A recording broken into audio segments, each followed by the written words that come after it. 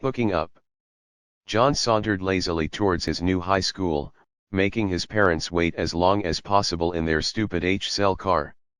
He hoped that he was pissing them off. Their idea to send him to this high-tech educational prison, their idea to wait out front until he sinked on the school grounds, both because they didn't trust him. So screw them. He glanced back over his shoulder, saw their fake big smiles and waving arms, waving him on. Shit, how humiliating. Ahead at the main entrance, the view held more promise. Two perfect girls, lush hair, blemishless skin, full lips, sculpted curves. The best features their daddies could buy, and probably too fancy for John. But he could still enjoy the scenery. The girls smiled, John smiled back. Friendly, this place could be tolerable. Then John stepped over a thin red line on the entrance walk, and his skin tingled all over. Now he saw that the two girls had two neon glow companions. His implant must have synced with the school system. The girls' avatars were just a shade more perfect than their physical bod counterparts. The avatars also smiled at him, and then they struck him with bolts of joy, and kept striking. The bolts manifested as a bright golden stream of Cupid's arrows endlessly, painlessly piercing him, slamming the blood into his groin. Embarrassing, difficult to walk even, but damn, this school might be all right. The avatars and the girls kept smiling, and the bolts kept coming. They went deeper, working up his spine in a roaring wave, filling his brain with white light. They were going to burst his skull. He tried to call for help, but the joy paralyzed him. Too much joy, too much pain. The girls and their avatars giggled in the real and virtual entranceway. Stop it, Mercusha, you're frying him, not milking him. You stop it first. Anyway, not our fault he's such a loser. Look how turned on he is. The girls dashed inside, leaving their avatars at the doorway, pulling John's excessive joy out from under him. He gasped for breath. Student chips weren't supposed to fry people, his certainly couldn't. His first day, and he was already toasted meat. He had to get out of here. He spun around, but his parents were already gone. He stepped back towards the red boundary, but a steady pressure like two hands on his shoulders held him to a standstill. He was about to attempt a running dash, when a woman's voice yelled from behind him. Hello. John turned, and the older woman's identity flashed, Supervisor. She said, You're the new boy, John, aren't you? Please, follow me. You wouldn't want to start school by trying to leave or delink, would you? John followed. They passed between the silent avatars, who abruptly disappeared. Apparently, they had only been left here to watch and record. That meant trouble. But at least there wasn't any physical evidence from the joy assault to wipe up. John suspected that such a display of uncontrolled meat response would get him burned even more by these cyberpunks. But the girls had been too quick for that frying, not milking. From outside to in, the brick school building showed its age. The new tech needed no new visible structures, the sprawling single-story remnant of the previous century would serve as is. Once inside, the supervisor pointed towards a classroom and said, Your first class, sophomore English. Then she pointed at his head. You're in full sync with the school now. Just bring up an avatar and access the info next time. You have an avatar up now. John brought up an avatar like a little slice of himself, going dead numb, and nodded. Good, said the supervisor. And remember, you're linked for the whole school day. She smiled in stiff dismissal. John peered into the room. A faded map of nation-states on the wall, scattered non-ergonomic wooden chairs and desks, and various students and their many avatars slouching around. Nothing he couldn't handle. He went in. A cascade of Virtu voices greeted him, a mass of avatars who dived into his pile of thoughts. He thought, block, then said block aloud, but the students kept pulling things out of his mind to show the others. Implants seriously bargain retro, dude. You just got chipped this year. You should sue your parents. His priors flashed to everyone: marijuana, petty computer crime, misuse of his karate skills on some jerk's face, all stupid shit. But enough trouble to make his parents send him here. Most of the other kids weren't flashing squat. Weird, either they could hack display, or they were still at this character development school even after their priors were expunged. Here, because they wanted to be. He tried talking back through his single avatar, but these cyberpunks seemed to be running dozens of avatars apiece, too many and too quick for him. They laughed at his deliberate, linear mode of operation. The avatars of the girls from outside, IDs flashing Mercutio and Sibelia, sang, "Look at this." They reran the record of John's entrance. More laughter. Two guys, Molo Kevin and Apollonius, posted the class consensus judgment in text-only form, the mocking medium being the message. John saw that he was a low-grade freak, probable burnout. John ignored them, he was used to taking shit about drugs. But the class saw his thought and corrected him. In Cyberland, burnouts were neo-autistics, kids who had reacted badly to their implants, who had been permanently fried. John still ignored them. Burnout sounded like the bogeyman, a story to scare little kids. As the multiple avatar Virtu chat moved on without him, John furtively studied the physical bods of his fellow students. Most had bleeding-edge body alterations. But in the back corner of the room, obscured behind enhanced biceps and breasts, some other bodies, a pair of small, unaltered kids sitting by themselves, close together, a boy and a girl, IDs flashing Paul and Donna. Then a chime sounded. No more time to stare. The teaching expert system, Tess, had signaled the beginning of class. Tess's avatar appeared, a woman leaving middle age with a bitter scowl on her face. Maybe Tess was bitter that she was only a mid-level AI. The brightest were the government ace, the feds. His parents had told him about those with hushed voices. The feds had designed each of the new special school systems. "Please sit down," Tess said directly into their minds, her avatar's lips not moving from their frown. The students hustled for squeaky seats in no particular order. Tess didn't need a seating chart. A supervisor passed by the open door, jotted a note on his pad, then closed the door. Another chime. Tess uploaded a book for discussion. "Our first book for the day is Huckleberry Finn." Instantly, the student avatars cut and pasted responses on the fly in VID, audio, and raw code. They compared the book's word and phrase usage profile with that of other books. They uploaded various biographies of Twain to cross-compare their information with the novel. They created hypermedia for every phrase, expanding out through each movie, play, musical, retelling, and parody. Critical and other cultural references were dropped into indexed daisy chains. John felt the growing data pastiche spin around him. Huckleberry Finn became the center of a vast memeplex. For the second time today, he thought his head would explode. Yet still, his hardware kept him hooked in without mercy. The data flow subsided, and John could sense the noise underneath the lesson: the friendly chatter about tomorrow's rally, the latest songs mixed and remixed, the continual stroking of the pleasure centers without any embarrassing physical reaction, all generated through multiple avatars per student, all uninhibited by Tess, all way beyond him. John felt anxious, like a dog before a storm. Tess signaled him. A text message floated in front of him about the importance of class participation to his grades and his overall school experience. What did that mean? John tapped the message with his finger, and found that Tess rewarded participation not only with grades, but also with chip enhancements. That probably meant abilities like controlling those pleasure bolts. He could use some protection from those. And heck, he actually knew this book, and parts of it didn't suck.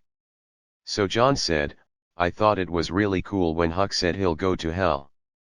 Virtual laughter doused him like ice water, taunts swarmed in endless quick variations until all played out. Someone hit him with the smell of puke and disinfectant. Then, Sharp blue needles of light from anonymous avatars drove painfully into his skin. Ratting out students was bad, but this was bullshit. "Miss Tess," John said in chorus with his avatar, "I'm getting beat up pretty bad here." "0 participation points," said Tess. "Our next book, in reverse chronological order, is Tom Sawyer." "Miss Tess." But the AI plowed on inexorably, monitoring lesson participation, then uploading Twain's Life on the Mississippi. Then John understood why the others had mocked him. For Tess and his classmates, each book was just another piece of information. His opinion was also a piece of info, particularly trivial. And John guessed why Tess didn't care about the pleasure/pain attacks of his classmates. Anything a Tess tolerated had to be part of the Fed design. Why intramural torture would be part of any design, John couldn't figure. But he knew better than to try to complain to the human supervisors about it. So John would suffer all day the intermittent blue jabs of hurt and embarrassing golden bolts of pleasure. No way was he coming back here tomorrow. But in the back corner of the room, a different lesson. He could see them now, no one cared which way his physical bod faced. The boy Paul was curled up in his chair, feet on his desk, arms around his legs, eyes above his knees. No avatar shadowed the boy in John's enhanced view. John called to him under the lesson. The boy flinched, but remained silent, his eyes darting to avoid contact. John felt through his chip for the boy's information, and found only a null spot on the virtual map of the room. John touched the spot, and instantly drew back from the cold blackness, as if he might fall in. Void without bottom. A burnout, thought John. So they're for real. What's a neo-AUT doing here? Bang. The girl, Donna, smacked her desk with the flat of her palm. Same age and last name, so she had to be Paul's twin. Other than her unaltered bod, she appeared normal, with short black hair and dark complexion. Her loose-fitting clothes, what his parents called sweats, overwhelmed her small frame. She stared right at John, eyes wide, and said in a whisper that somehow carried across the room, "We can help you." She was crazy. John very much doubted that these two losers could help him do anything except suffer more. John searched for their priors. Shit, they were wards of the state. John could guess what that meant. He quickly turned away. Their parents must have been terrorists. These kids were here to keep them from becoming terrorists too. John didn't even look at them anymore. He wasn't going near that kind of trouble. But as bolts of pain and joy continued to hammer at him, he feared that he had seen his future in Paul's darting eyes. Exhausted, shaking, head pounding, John crossed back over the red line and felt the chip loosen its grip. His first day was finished. No way was he coming back here tomorrow. His mom pulled up in their cheap vehicle, her voice nervous and expectant. "So, honey, how was your first day?" He'd thought his response through carefully. He needed to sound reasonable, convincing, adult. This was too important to screw up. He opened his mouth to speak. And for a second, he lost control of his body. "Okay," he heard himself say. "That's good." And his mom went on yakking about how important this was, and he was screaming in his own head, "No, it's not fucking okay, they're killing me." But every time he opened his mouth to say something, his body shut down. Like the family car, John's home was another artifact of pre-fusion energy efficiency, ugly solar panels and a biomass processor in the backyard. But tonight it radiated beauty and relief. He ran up to his room to struggle with his chip in private. John gave himself a crippling headache, but nothing worked. At dinner, he tried casually to write help in his mashed potatoes, but his implant wouldn't allow that either. His father noticed his hand shaking. "What's wrong? You been smoking again?" John shook his head and said, "You don't understand." His parents exchanged the concerned glance that always drove him nuts, but he still couldn't say what was on his mind. If he couldn't tell his parents about school, maybe he could find other students like him, maybe at other schools. In his room after dinner, he tried using his implant to communicate, but heard nothing but silence. They had taken his computer and net access, but his chip probably wouldn't let him write or speak about school on the conventional net anyway. So, what happened in school would stay in school. He was at the mercy of freaks. He didn't sleep much that night, but he did have a nightmare.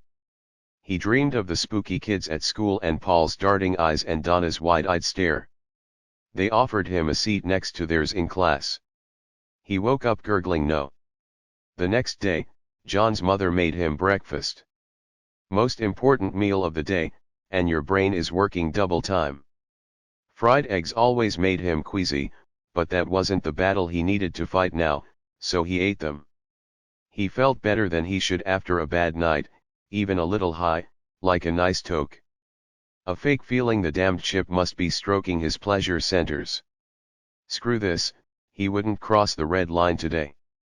But even as he thought of playing hooky, a steady whistle grew in his head, and he knew the only relief would be to attend school. When he crossed the red line that morning, John yelled, "This place fucking sucks." Apparently, once in school, he could say what he wanted to, because no one here cared. Mercutio and Sibelia, giggling, zapped John at the door again, just enough to remind him of his place. Once he stepped inside, his classmates commenced their blue needle assault. He stared at them, trying to will them to stop. They would not stop. And all that morning, John saw that he wasn't the only one being hit. Other students staggered under the steady stream of gold and blue. Some of them seemed to be mere extensions of their chip synapses fried away by the assault, no remnant of their organic selves visible in their dead eyes. Their parents probably liked them better this way. Even those dishing out the blue needles, like Molo Kevin and Apollonius, didn't act like they could pass a Turing test for very long if you unplugged them. These zombies demonstrated another lesson for him: as long as the cyber system ran, he was not going to escape, or survive, this school. So fuck them. He would have to hack the system.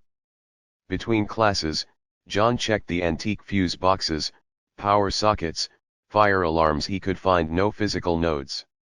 Though it aided John's reconnaissance, he resented the unnecessary shuffling from room to room all day. Tess could change the subject and the particular links to student avatars without anyone moving. Like coming to school instead of staying home, it must be about ritual and control. The only constant companions in his day were Donna and Paul. Amidst otherwise random groupings, they followed him from class to class, as if Tess were mocking him by keeping them together. During history class, John tried another line of attack. He subvocalized viewcode. A head-splitting amount of raw code replaced the iconic representations of avatars and lessons. Narrow field. Nobody tried to stop him as he viewed code all the way down to the level of unmediated machine language. Cocky bastards. He traced the flow of discrete samples of data to get some picture of the system's shape. The overall design emerged as a spoke and wheel structure, with the number of spokes corresponding roughly to the number of students. The students and their implants must be acting unconsciously for the system as physical nodes. Shit. John had no idea of how to hack this kind of system. And if that didn't suck enough, he also was helping against his will to process and store information for Tess. He ran to the bathroom to throw up. That afternoon after science class, Tess reminded the students that the school will now hold this year's first rally and dance in the gym. The steady whistle in John's head indicated mandatory physical attendance, so John went. He kept his avatar immediately in front of him, shield-like, to keep his reactions simple. Despite some twitchiness, he hadn't burnt out yet. He could delink and go home soon, collapse alone in his room until the shake steadied, brave it out through dinner. The other students filed into the gym with him. Less worn patches on the walls and floor indicated where sports equipment might have been years before. Now, the gym was just a plain dusty box in which to gather the students together in physical bods. And as always, Donna and Paul were near. "You're going to need our help in here," Donna whispered. "Or what?" snarled John between clenched teeth. "Or you're going to die. A lot." But then a supervisor interrupted in and outside John's head, one cheery voice a slight asynchronous echo of the other. "Hello, students. The rally and dance will start when all the supervisors have left, and will run for 3 hours. Tess has put the school's data system at your disposal. Please enjoy yourselves in whatever manner you'd like and get to know your new classmates. Dancing, cheers, games, music, are suggested but not required activities. The important thing is that you have fun. Oh, and the rally and dance may be monitored and recorded for your protection." The supervisors noted attendance on their pads, then exited the gym, shutting the doors behind them in a series of clacks. When the last supervisor was gone, most of the students sat on the bare floor. Then, as promised, death came for John. John's death had many potential forms: monsters, gunfire, guided missiles, all the props of a VID game brought to sim life. The gym was in full virtual simulation mode, part ruined city, part jungle. All his classmates held weapons, John had squad. Half-naked streetwalker variations of Mercutio and Sibelia whistled at him, offered to go all the way for money, then pulled vicious knives and chased him whether he agreed or refused. A Malokvinish avatar became a giant spider with a human head, but gave up chasing John to try to net the girls. An Apollonius-like soldier, uninterested in the girls, pulled an old-fashioned AK-47 out of the ether and fired in a sweeping arc towards John. John half believed the stories that when you died in full sim mode, you died for real. So he hit the ground, and saw the real gym floor. The world seemed quiet again. He raised his head. Death in the form of an anti-tank missile found him. John felt seamless agony as his body exploded and his head rolled away. Then he was back like a rebooted game. So at least the stories weren't true, but sim death still hurt like hell. Despite the warnings, he sub-vocalized emergency delink. A jolt of pain made his knees buckle. No good. So, he ran for what he thought was the door. But the door was locked. And they were lining up for him now, one painful sim death after another. His heart pounded as if it wanted to desert his chest. Maybe he would let himself be completely fried sooner rather than later. A pull at his arm. It was the burnout, Paul. An unlikely help against monsters. Eyes elsewhere, Paul was clutching at him, pulling as if John were the door and escape, holding him back from pounding the real door. "Let go," said John. "I've got to get out. John looked around. The gym was its real space self again, echoing quiet, save for sudden bursts of sim activity that crackled and exploded lightly into his perception. John stared at Paul. Maybe they left the burnout alone, or maybe Tess said they had to leave the burnout alone. Paul avoided John's gaze, and tugged again at his arm. John flinched at the touch, as if burnout was contagious. But Paul didn't let go. Sure, why not? John followed the burnout away from the gym door. It was like walking in a translucent tunnel beneath Niagara Falls, with the water always about to crash through. Donna was sitting cross-legged on the floor. She opened her palm, gesturing for him to sit. He remained standing. "Told ya you'd die," she said sullenly. "Yeah, I'm sorry." He pointed to Paul, who was scanning the peeling paint on the ceiling. "I was just bringing him back to you." He walked away from them both, but in 4 steps the angry buzz of full sim hit him again, and he jumped back from it like he'd been smacked in the face. Donna laughed, sullenness gone. "You sure that he didn't bring you? I think he likes you." John doubted that Paul could consciously bring or like anyone, so he asked about something else. "Why do they keep him here?" Sudden anger. "He's not a fucking burnout. He's just concentrating, that's all." John felt a little angry himself. "Right, whatever. Sorry for thinking he might want to be anyplace else. But no, he'd better stay here, like, his concentrating could be a security risk. Donna cocked her head at John, and John felt as if his thoughts were being rummaged through again, though his chip reported no link. Finally, she asked, "Notice anything different, here versus out there?" "It's quieter." She nodded. "Who do you think is causing that?" "But wanna get zoned?" Donna asked quietly. "Stoned?" "Hi. No, zoned." Donna put a finger to her lips, and pulled John down to sit next to her. Paul sat opposite them both, eyes skittering and averted. "Lower your eyes and count each time you breathe out.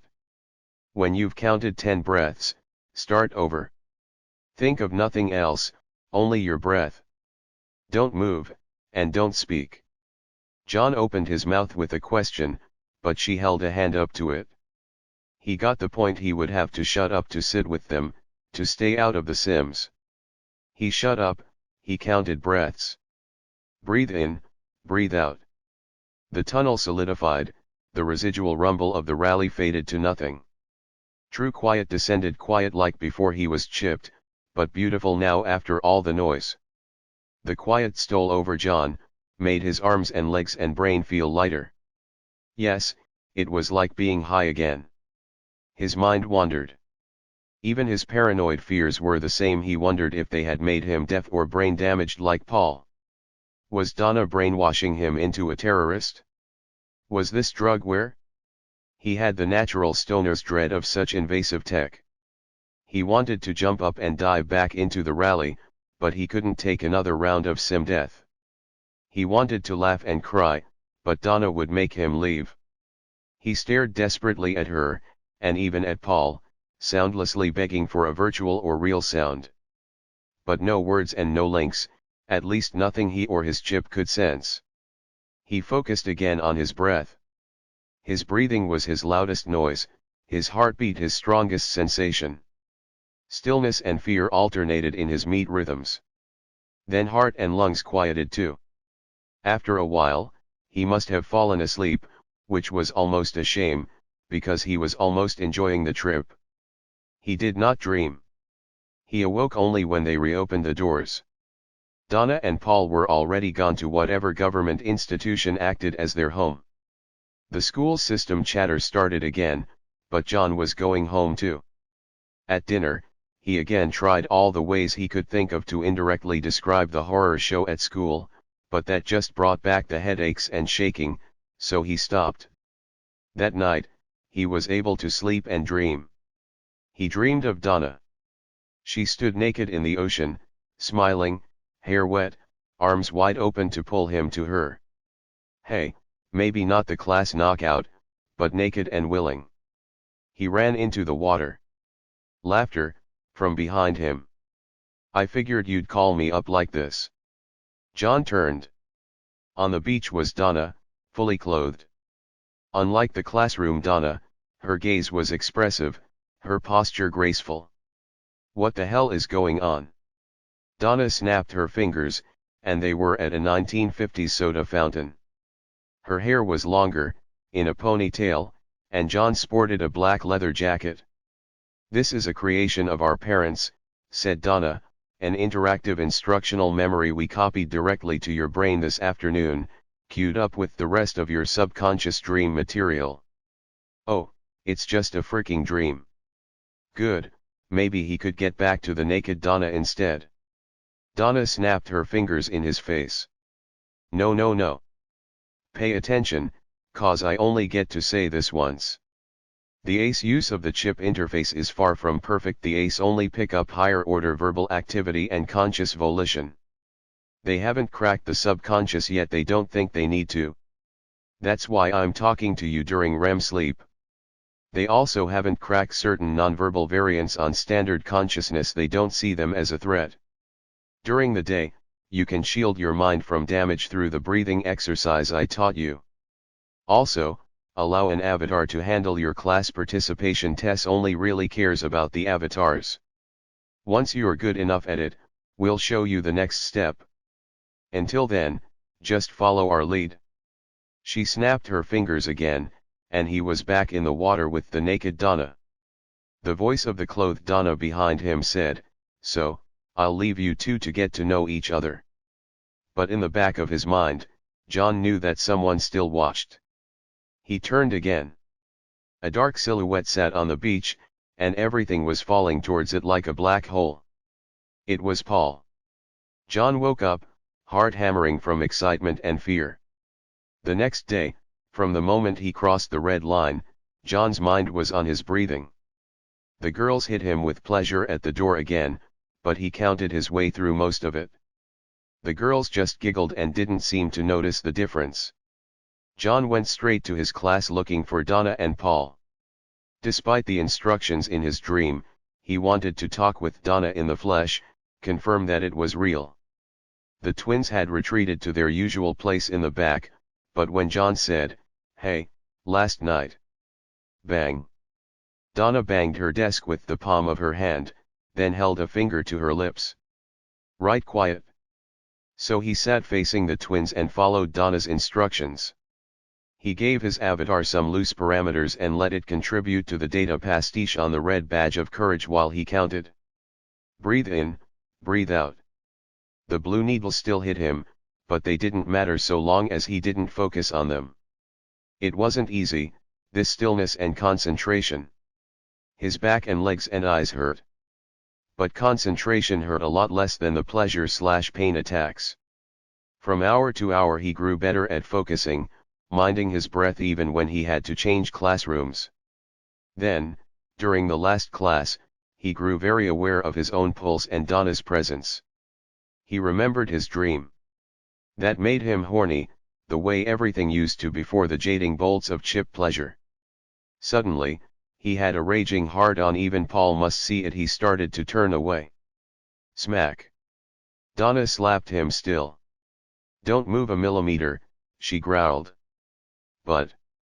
"Shut up." He stared at the ground, eyes watery with humiliation. "Focus through it. You're nearly there, and we have something to show you." So he focused again on his breath, and his hydraulics calmed down, and he could be attentive, relaxed again. Besides his own breathing, John could hear the breathing of Paul and Donna. Then, more incredibly, he heard their heartbeats. Excitement, out, attention, in. Their heartbeats came into focus and fell into the same rhythm, impossibly in sync. Weird, in, weirder, out. His chip must have entered the fray, but it didn't interfere. Instead, it let him sense his mind's electrical activity lining up like light in a laser. He knew, don't think, that Donna and Paul's brainwaves were lining up too. Then, the rolling black sea below their thoughts calmed and flowed together, not like the sharp intrusions of the chip, but like a slow, shared pumping of blood through all their brains. Paul shared many things. What they were John couldn't say, except for one mental word in a voice that John had never heard. The voice said, "Welcome." Then, a gong sounded, resonating through him. It was the school bell. "Class is over," Donna said. "Are you well done?" John shook himself, not from sleepiness, but from wherever he had been back into this world. He held up a finger to his lips. No words yet, she was right, there were no words. But Donna grinned, imperfect face warm with real glee. "Congratulations, friend. You're now in the Zoner Club." At home that evening, John's parents watched the news on their wall-screen 3D TV, like most people their age who weren't more directly jacked into the media. John was practicing his breathing technique in the next room. The announcer said more terrorists had been arrested, and John's mother was laughing at them. Where did they think they could hide from the Feds? Words welled up inside John, and before the chip could freeze him, he spoke without thinking. He heard himself from far off, saying things like the terrorists might have a point about the ACE and the AI schools pounded the humanity out of their students. He didn't speak long, and when he was done, his parents appeared stunned. "But we thought you liked your school," his father said. John said nothing. He could feel his chip preparing to take control again if he opened his mouth. This was progress, and he wouldn't spoil it. He practiced his breathing some more. That night, Paul walked into his dream again. John waved, and in response Paul's arm chopped through the dream reality like obsidian. Paul still manifested as an empty silhouette, but John wasn't scared like before, even though the void seemed bottomless. John asked, "What were you saying about the ace today, Paul?" And Paul reminded him of what he had told them during their group silence about how Paul was the incarnation of his parents' legacy. Legacy? What do you mean? Aren't your parents criminals? And Paul reminded him that no, they weren't criminals, they were dead. Psst, hey kid, want to get zoned, whispered John. Another transfer student, teeth clenched in joy/pain, eyes wide in horror. John wondered if he ever could have looked so clueless. Come on, kid, it'll help you deal. It helped me. John felt comfortable again in this role. He had never sold weed, only bought and shared it, but the dealer persona wasn't much of a stretch. So much for cyber school's reform of his character. The newbie ignored John's offers. Donna got into the act. You're hurting, and there's no need. Come play with us. You'll like it, you'll see. But the newbie's eyes kept drifting over to Paul, still as twitchy as ever. So he turned away from the zoners, and tried to earn points discussing Walt Whitman. Typical. Though their near-perfect concentration and Paul's shielding allowed them to communicate more openly, their recruitment efforts had so far failed. Even those who tried to zone with them relapsed into the school mind. Homo fucking Gestalt.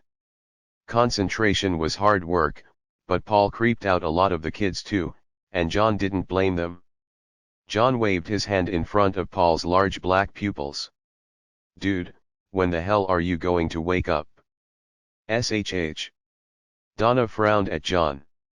He's concentrating. Yeah, I know that. But we could use some help out here in the physical world. Isn't there someplace he could go, someplace that could help? Donna shook her head rapidly. No. They'd think he was just a neo-AUT. You don't know the things they do to neo-auts. Sometimes they grow a new brain in place of the old one, killing the old child invisibly within. Or they'll use him for medical experiments, or wipe his mind and rent him out as processor or software space. So no. He'll wake up when he's supposed to.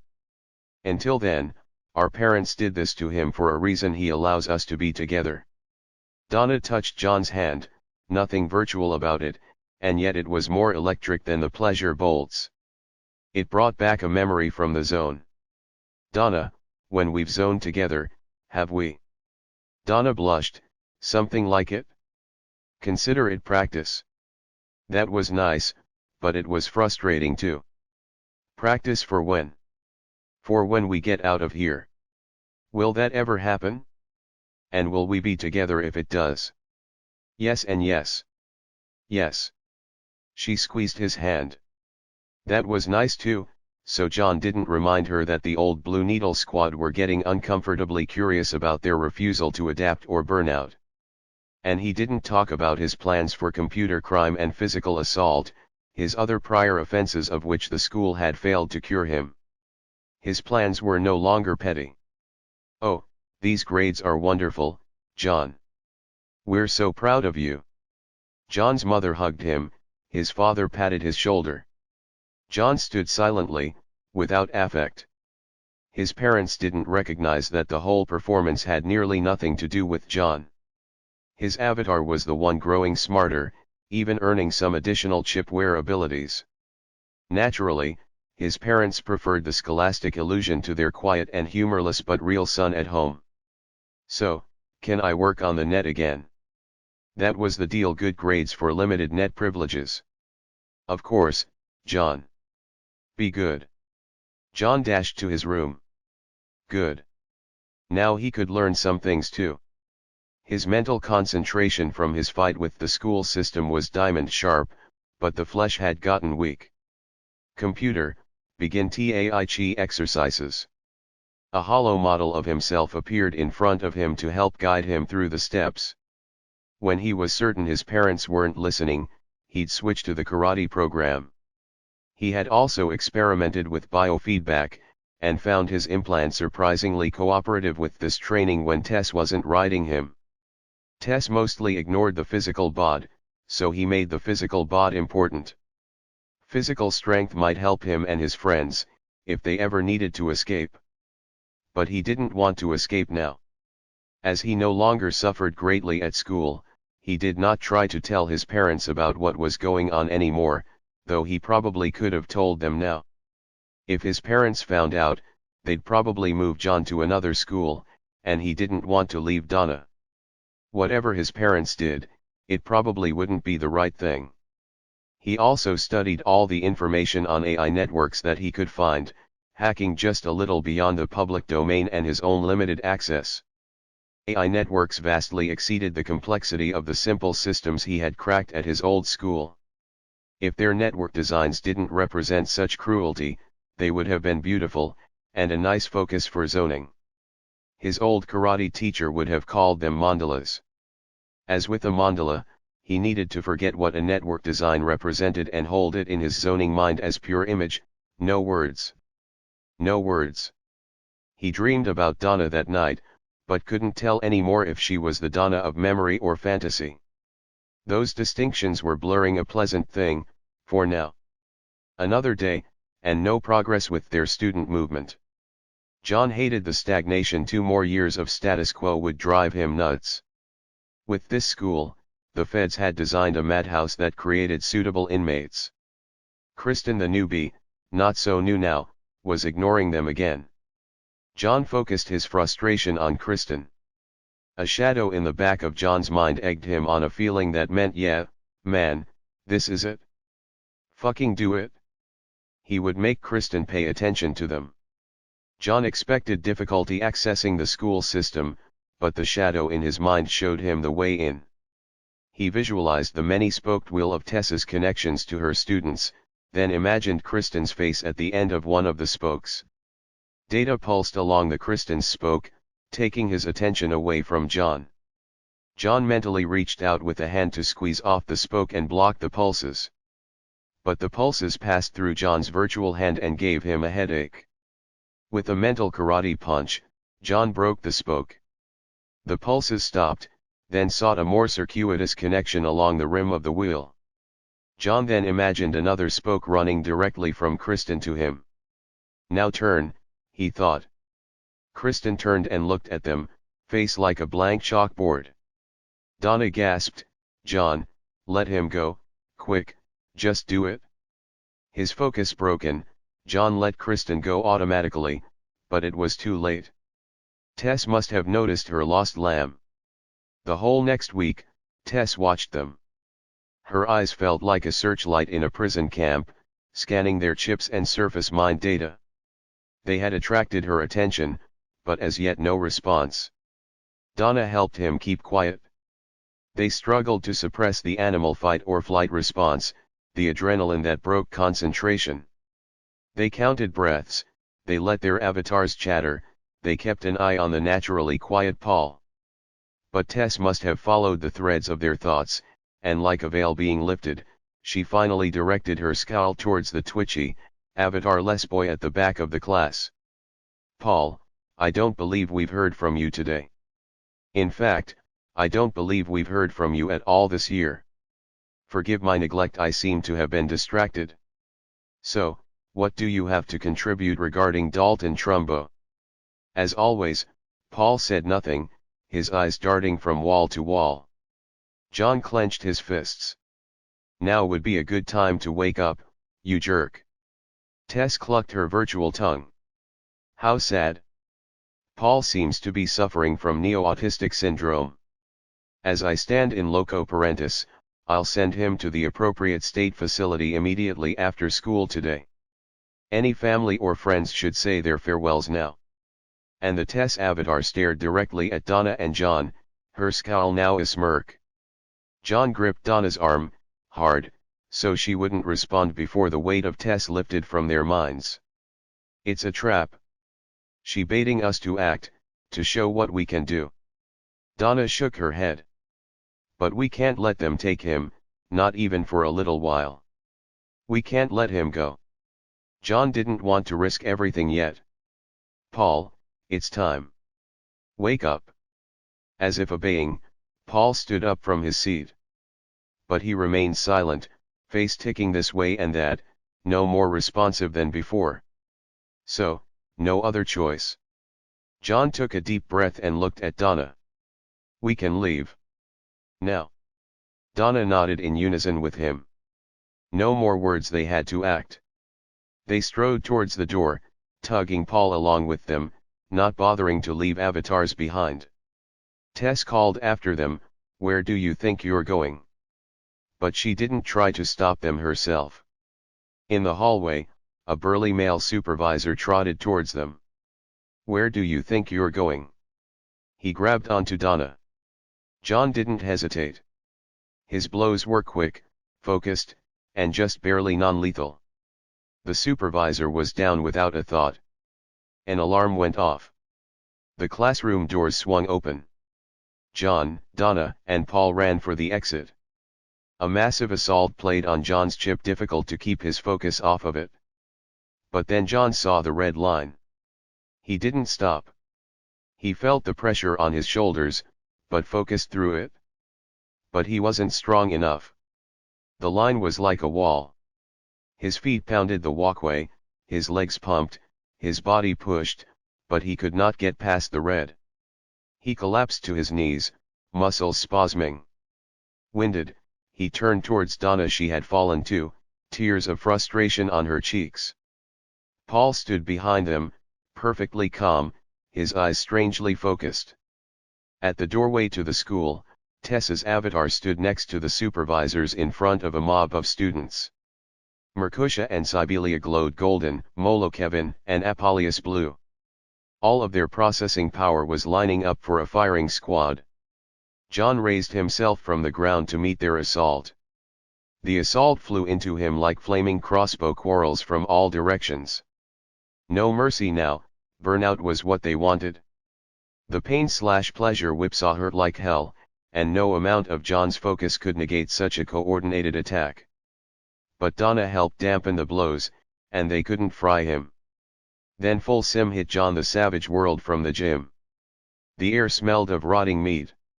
Shit, they had caught Donna in the sim too, but he couldn't see Paul.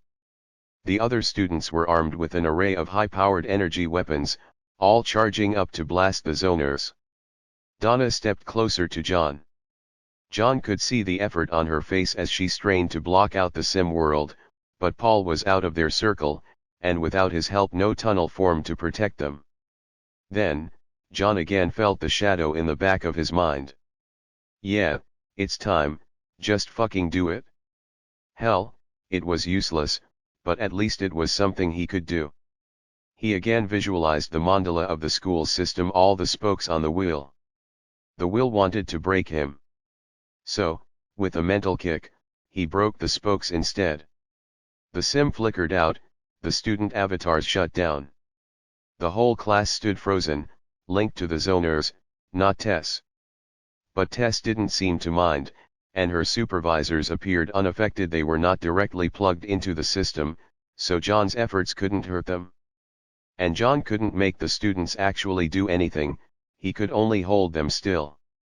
Tess pointed at Paul. Two supervisors grabbed him and pulled him back towards the school. Hold him, Tess ordered, until the ambulance arrives. John ran at them. He threw a palm against each face, and the supervisors folded, releasing Paul. The remaining supervisors hesitated, looking towards Tess for guidance. John tugged Paul towards the line. Tess spoke with equanimity.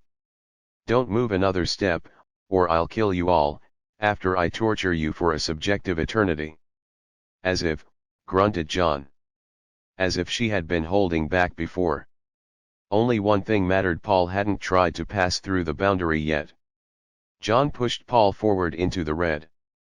The boundary crackled with virtual noise. Paul stood exactly on the line, relaxed, eyes still, the hint of a smile playing on his face. Oh! Tess's lips formed a moue of surprise. There you are. As if she could really see him for the first time. The boundary crackled louder as more force was brought to bear on Paul's mind. In John's enhanced view, it was like a waterfall cascading into a bottomless black chasm. Tess's avatar tapped her foot with impatience. What are you, boy? She walked towards Paul, the broken spokes of Tess's will bending ahead of her, reaching out to him. Donna and John instinctively moved to block her way, but of course she passed through them with only a tingle. She examined Paul up close. What are you hiding in there? She reached her hand out to touch Paul's forehead. Tess touched. Tess screamed. And Tess fell in. The avatar was gone. Paul collapsed. The virtual wall wasn't there anymore. Donna ran for her brother. John let the students go and reached with his mind, trying to connect to Tess. Nobody home. They'd killed their teacher, every student's fantasy. Now they were all completely screwed, but at least they'd go down together. The disconnected students groped and clawed each other like animals in heat. The confused supervisors tried unsuccessfully to pull them apart.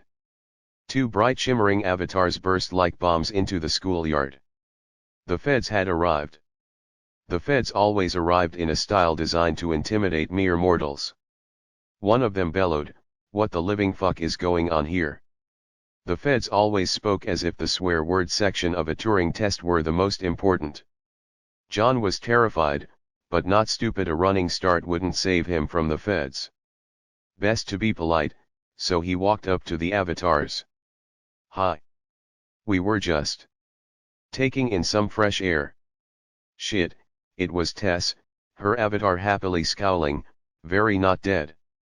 The students behind her had frozen again, mid-grope. Students, please return to your classrooms. Supervisors, please resume your duties. You three, Donna, John, Paul, remain here for a moment. John braced for complete frying. He hoped it would be quick. Donna was desperately hugging Paul, not noticing anything else. The feds approached the Tess avatar in simulation of a conference. Then suddenly, John was getting a data stream. It was a hack from the ACE communication, rendered from code into VID and English. So Tess, please tell us, what is your fucking major malfunction? Tess stood at rigid attention. No malfunction, sirs. Then why are we here? We received a report that your system had crashed. Tess's head drooped.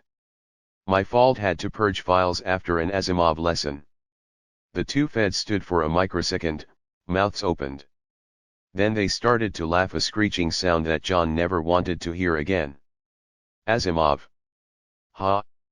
Rule 1, always purge after teaching robot. Tess was smiling like a cat on Penguin Island.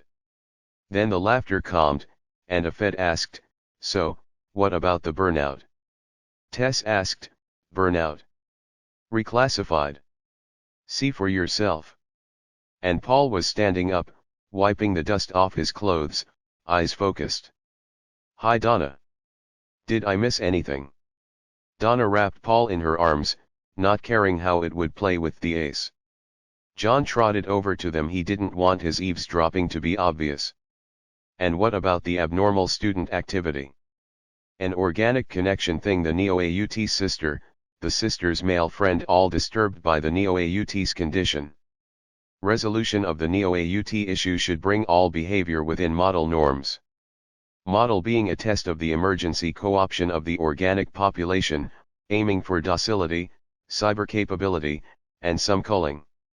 Yes, sirs. Very well. Is there anything you do need us for?